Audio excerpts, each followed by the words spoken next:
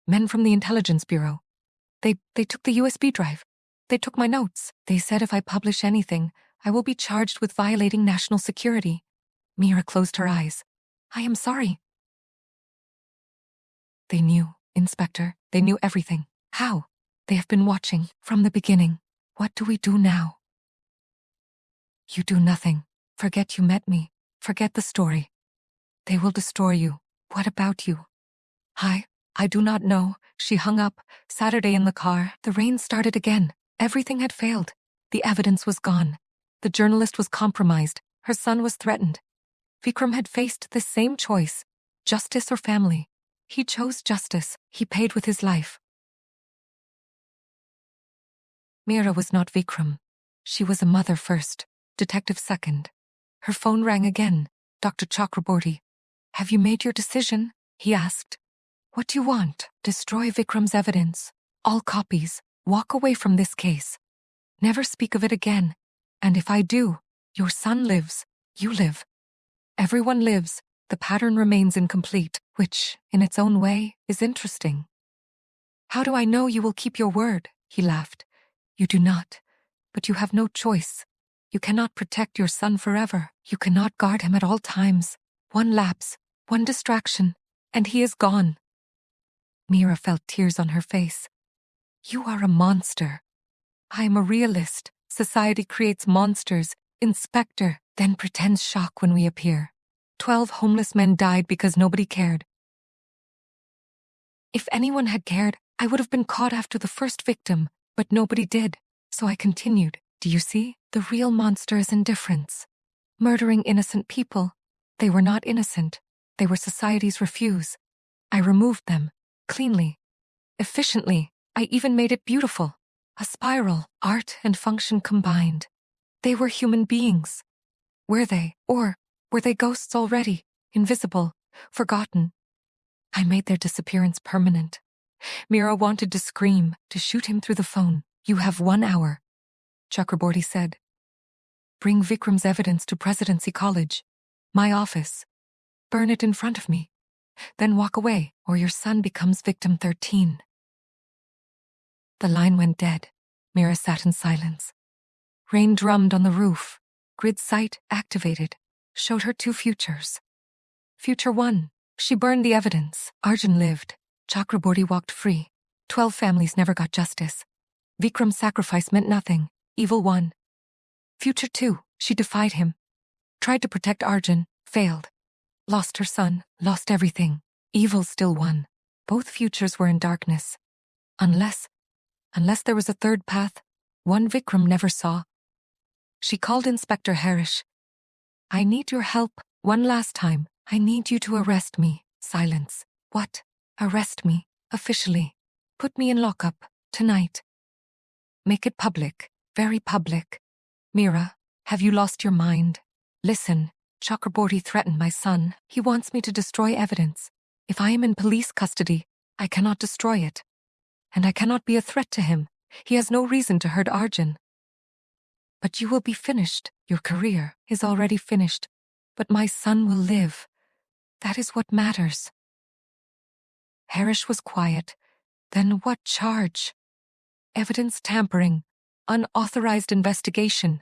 Anything, just make it stick for 48 hours. And then I resign.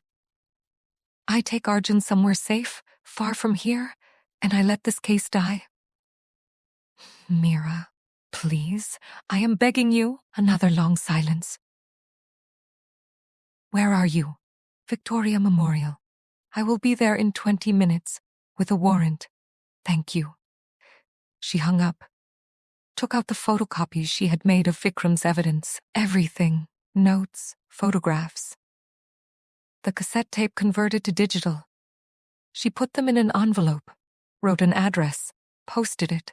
If she died, if Chakraborty won, at least the truth would survive, somewhere, waiting. Inspector Harish arrived with 2 constables. He looked miserable. Meera Rathod, he said formally, you are under arrest for evidence tampering and unauthorized investigation. Come with me? She offered her wrists. He cuffed her. Gently. I am sorry, he whispered.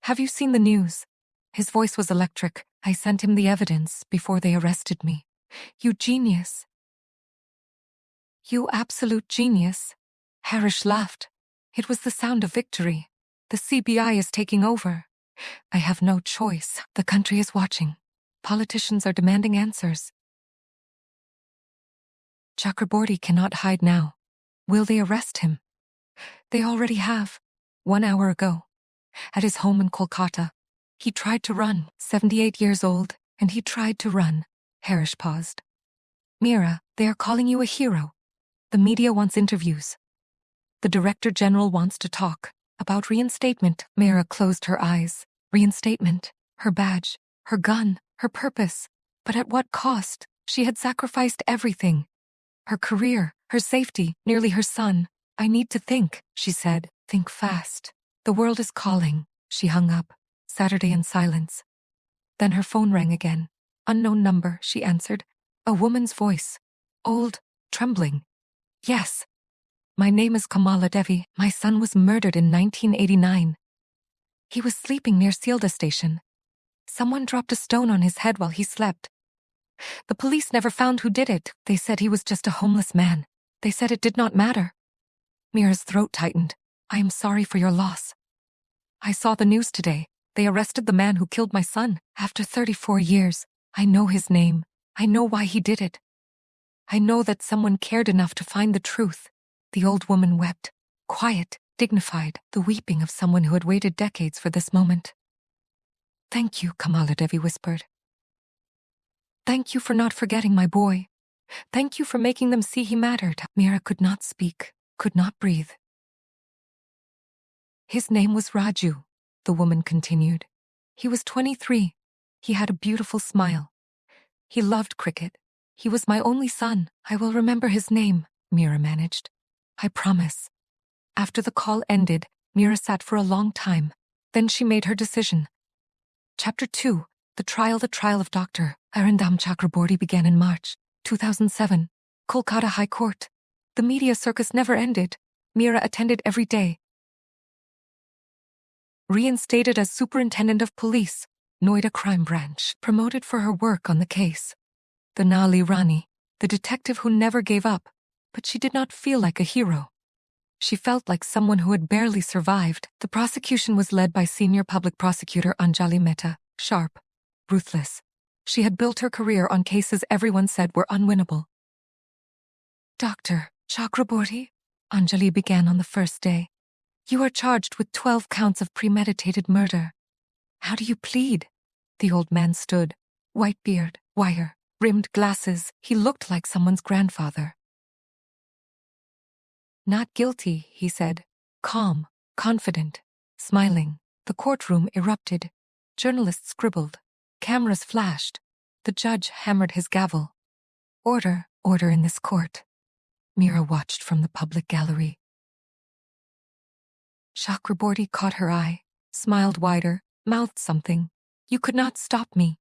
She did not react, did not give him the satisfaction. The trial lasted 8 months. The evidence was overwhelming. Vikram's notes, the geological analysis of the stones, Purulia quarry records showing Chakraborty's family owned the source, witness testimony from night watchmen, students, a quarry worker. The defense argued it was all circumstantial. No direct evidence. No forensic proof linking Chakraborty to the actual murders. The stones could have been taken by anyone. The witnesses were unreliable. The case was built on conjecture and conspiracy theory. But Anjali Mehta was patient.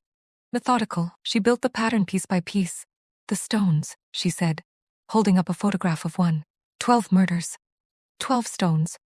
All from the same quarry. The Chakraborty family quarry in Purulia. Coincidence? The defense objected. Overruled. The spiral pattern, Anjali continued. All 12 murders, if mapped, form a perfect logarithmic spiral. The mathematical precision required to plan this is extraordinary. Dr. Chakraborty has a doctorate in sociology, with a specialization in urban spatial planning. He wrote his thesis on geometric patterns in city development. Coincidence? The defense objected, overruled. The motive, Anjali said, producing copies of Chakraborty's published papers. In 1985, the accused wrote, Homelessness is a social disease requiring surgical intervention.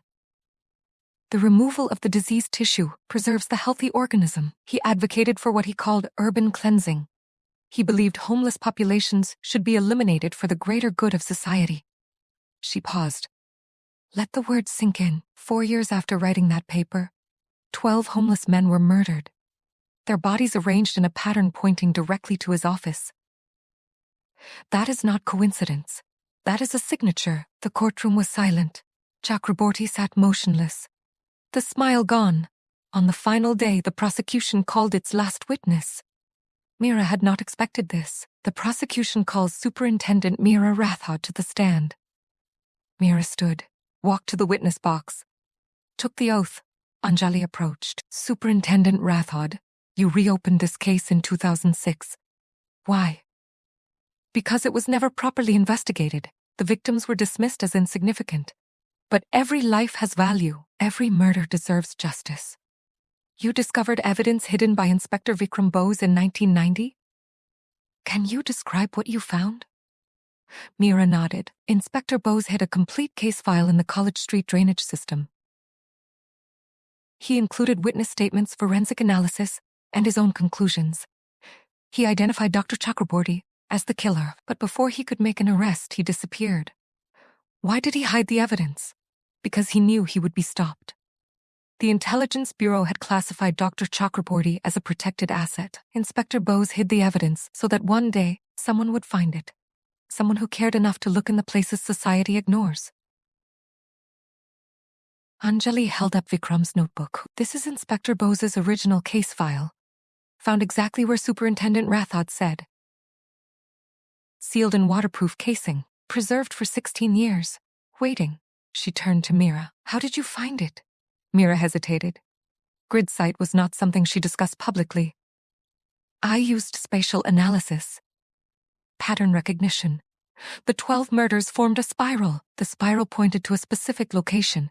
I searched that location thoroughly, including the drainage system. And you found what Inspector Bose left behind?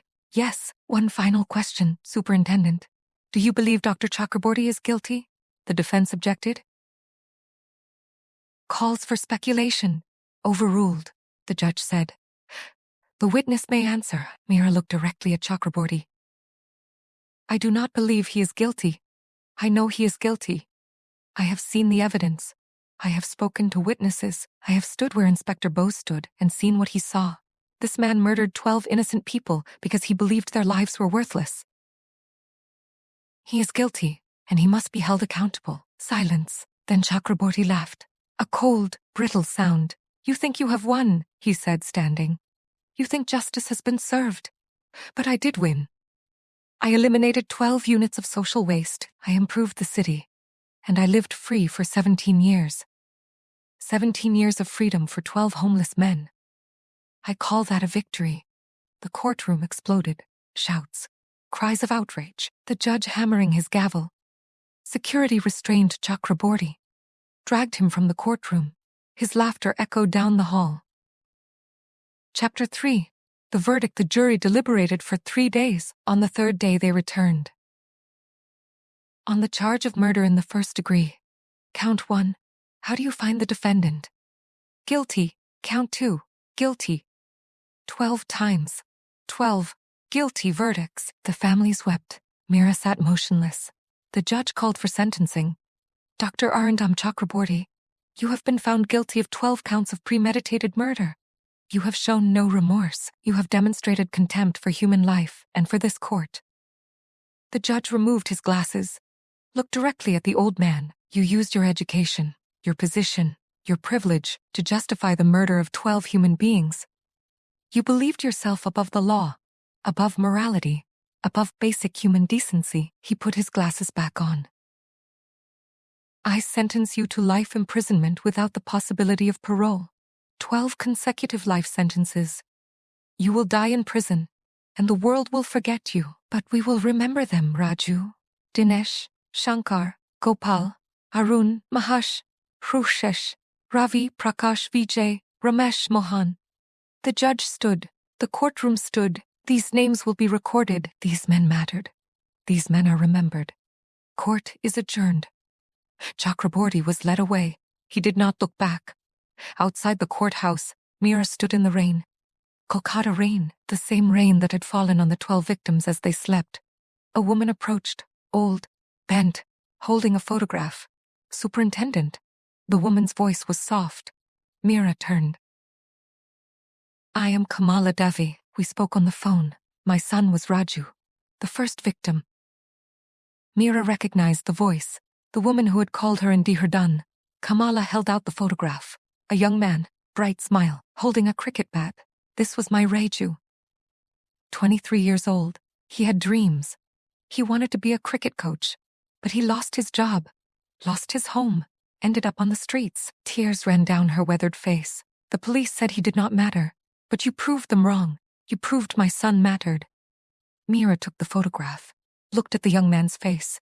So alive, so full of hope. He mattered, Meera said. They all mattered, and now the world knows. Kamala embraced her, a brief, tight hug. Then she pulled back. Thank you, she whispered. Thank you for being the one who cared. She walked away into the rain. Meera watched her go. Then she felt it. Grid sight activating without her willing it. The world split into 3 layers. Physical, the courthouse, the rain, the crowds dispersing, missing, nothing. Everything was complete. The pattern was whole. Ghost, 12 figures, transparent, luminous, standing in the rain, watching Raju, Dinesh, Shankar, Gopal, Arun, Mahash, Sharesh, Ravi, Prakash, Vijay, Ramesh, Mohan. They stood in their spiral formation, not as they died, but as they lived, young, whole, smiling. And one more, Inspector Vikram Bose, standing at the center of the spiral. He nodded to Meera. A small, sad smile. Then they faded, one by one, until only rain remained. Meera closed her eyes. The layers collapsed. Rest now, she whispered. You are remembered. Chapter 4. The award 6 months later, Meera stood in the Rashtrapati Bhavan, in New Delhi. The president's residence, marble halls, portraits of leaders. She wore her dress uniform, superintendent's insignia. The Naali Rani, the drain queen. The president of India stood before her, holding a medal, the president's police medal. For distinguished service, Superintendent Meera Rathod. The president said, for exceptional courage, investigative excellence, and unwavering commitment to justice, I present you with this medal. You reopened a case the system had forgotten. You found evidence hidden for 16 years. You brought a serial killer to justice. You honored 12 lives that society had dismissed as worthless. You proved that in India, truth alone triumphs. Satyameva Jayat. The president pinned the medal to her uniform. Applause filled the hall. Cameras flashed, but Meera felt numb. Afterward, at the reception, a senior official approached. Home Secretary, one of the most powerful bureaucrats in India, Superintendent Rathod. Impressive work on the Kolkata case. Thank you, sir. I understand you have a unique skill, spatial analysis, pattern recognition. Some call it grid sight. Meera tensed. I use standard investigative techniques combined with intuition. Of course. The official smiled, knowing. We have other cold cases. Difficult ones. Cases where standard techniques have failed. We could use someone with your intuition. He handed her a card. No name, just a phone number. If you are interested in more challenging work, cases that matter, call this number. He walked away. Meera looked at the card, then at the medal on her chest. She had won. Justice had been served. The pattern was complete. So why did it feel unfinished? Chapter 5. The return. Meera returned to Noida, to her small apartment, to Arjun. Her son had grown during the months in Dehradun, taller, quieter, more aware of the dangers his mother faced. Ma, he said on her first night home, are you going to leave again? I will always come back, she said, but what if you cannot? What if they hurt you? Meera pulled him close. Arjun, there are people in this world who hurt others, who believe some lives do not matter. If people like me do not stop them, who will? But why does it have to be you? Because I can see things others cannot. I can find patterns. I can give voices to the forgotten. It is not easy, but it is necessary.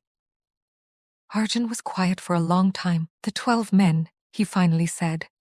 Did they have families? Yes, mothers, brothers, sisters, children. And now their families know the truth. Yes, then it was worth it. Meera looked at her son, 12 years old, too wise for his age. Yes, she agreed.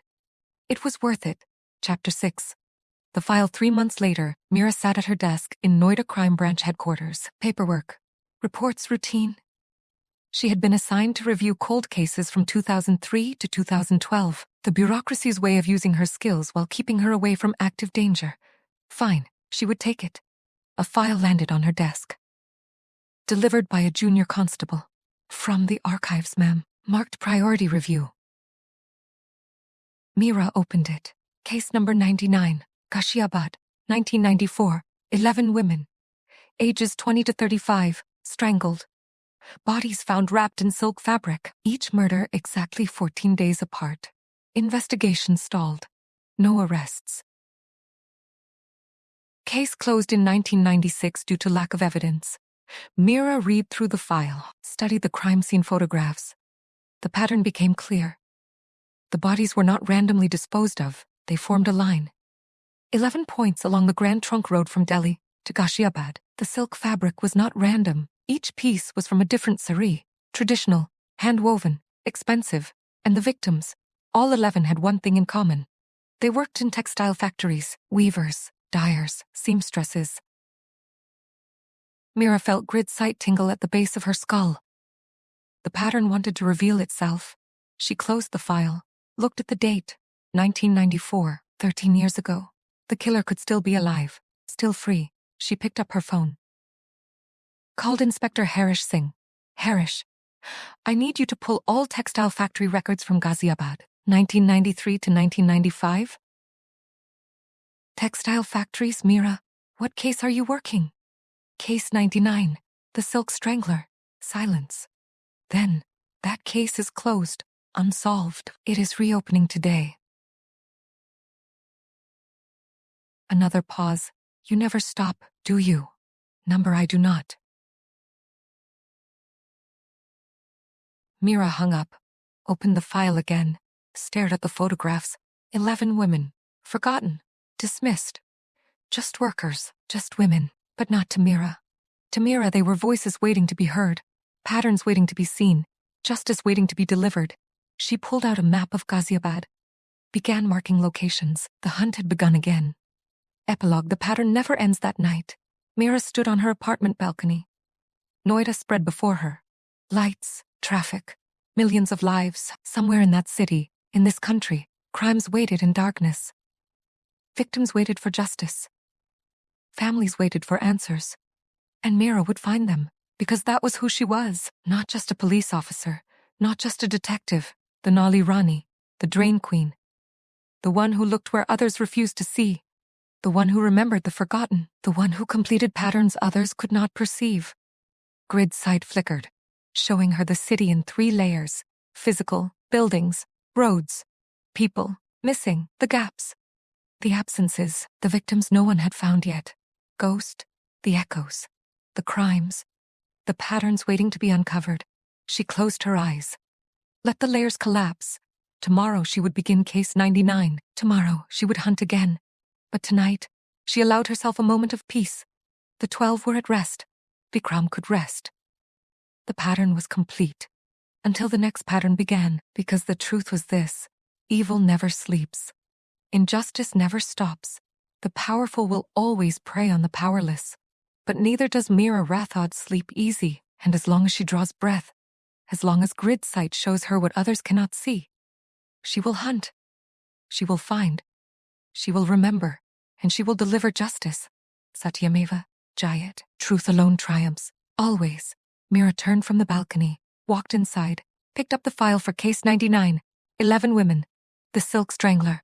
Ghaziabad, 1994. She opened her notebook, began to write. Victim 1. Name: Pooja Sharma.